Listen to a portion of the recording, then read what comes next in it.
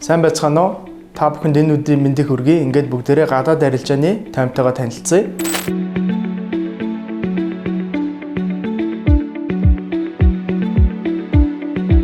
Манай урт хүрш болох бүгд найрамдах Хятад ард улсад 1-р сарын инфляцийн түвшин зарлагдлаа.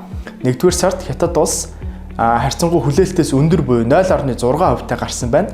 Энэ нь бол мэдээж саяхан болоод өнгөрсөн сар шинийн баярын худалдаа авалттай холбоотой юм а. Харин Америкийн нэгдсэн улсын ерөнхийлөгч Дональд Трамп өөрийн улс руу орж ирж байгаа гам болон хөнгөн цагаанд 25% татвар ногдуулах шийдвэрийг гаргасан байна.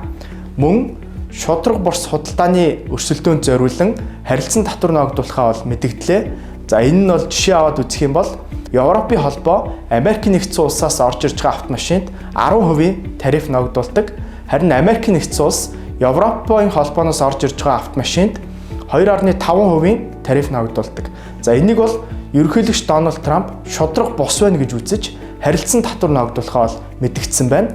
За мөн ерөнхийлөгч хуучнаар бол Мексикийн булан нэртэй газар байсныг нэрийг нь өөрчилж Америкийн булан болгоод 2-р сарын 9-ний өдрийг Америкийн булангийн өдөр болгон тэмдэглэх зарлагт гар үсэг зуржээ. За та эдгээр болон бусад мэдээллийг авахын хүсэх юм бол манай пэйжийг дагаарай. Мөн манай брокертэй холбогдож гадаад арилжааны мэргэжлийн зөвлөгөө аваарай. Баярлалаа баяртай.